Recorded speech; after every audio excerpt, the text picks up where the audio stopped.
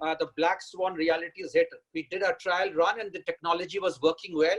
I was not able to listen to Vivek almost right through. I then switched from my laptop to my smartphone. So, black swans happen. And on that note, Romal, this is for you. The question is for you. COVID, it's an example, classic example of a black swan, and they do happen. And, you've been in the consulting space, and the question that I have for you is, how do you have firms and institutions better simulate future scenarios from where we are and redraw their entire enterprise risk management thinking? Because obviously COVID was something no one had planned. Is there a lesson, and what would your advice be to companies to look at their enterprise risk management approach now? Sure.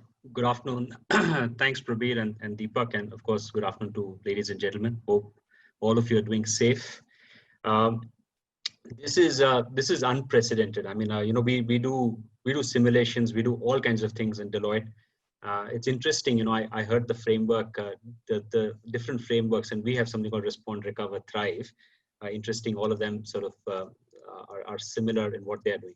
But the reason, when I come back to specifically this is one event that doesn't seem to have affected only one part of the business, right? It has affected business, economy, health, everything else. And what we're probably going to see is you're probably going to see countries becoming more isolationist. I think globalization is going to take an impact. You're going to see politics coming in between. This is also the year of elections, can have dramatic consequences. Right. So what we always say is you should do scenario planning, and you should really prepare and visualize. And when we used to do scenario planning, we typically looked at scenario planning from a perspective of, our top management, really, right? Take the top management of a company, and they normally do scenario planning. Get in, of course, some other folks who are specialized in this, your risk management professionals. But what we've really seen is you got to get data scientists, you got to get epidemiologists, you got to get in different sets of people. You got to get in the youngest sets of people and really look after scenario after scenario. And what you can do is, you don't know what will happen, but what you can do is get into the nth level of different scenarios and prepare for each scenario. I think that is extremely critical. Second is challenge every orthodoxy possible. I mean, the old orthodoxy was, you have a business continuity plan, you have another location site, you'll get it done.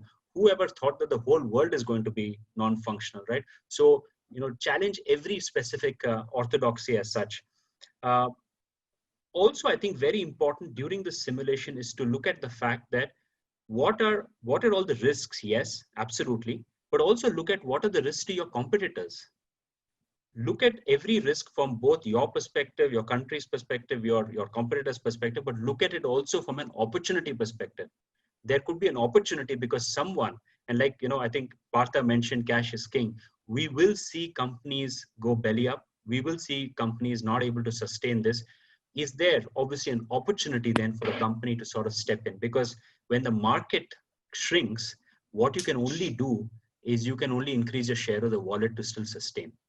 So one of the things that we're seeing as good practices, and as mentioned clearly, when we looked at Respond, Recover, and Thrive, the Thrive was really the other team which looked at a scenario which would happen 15 to 18 months and then onwards to say, how do you still continue in that scenario with all the constraints that you have now and change your business model completely. All right. So and a classic example, of course, again mentioned, but what we are seeing with clients is, by virtualization and digitization, what can I do both in terms of changing my business model to become much more efficient, faster on the cloud using more AI, or for example, also saying simple things like real estate. Can I give 50% of my real estate space back? I mean, this is it's pretty common. Global corporations are doing it. Indian corporations are doing it. So yeah, that's what I would say is that's how people should prepare and simulate.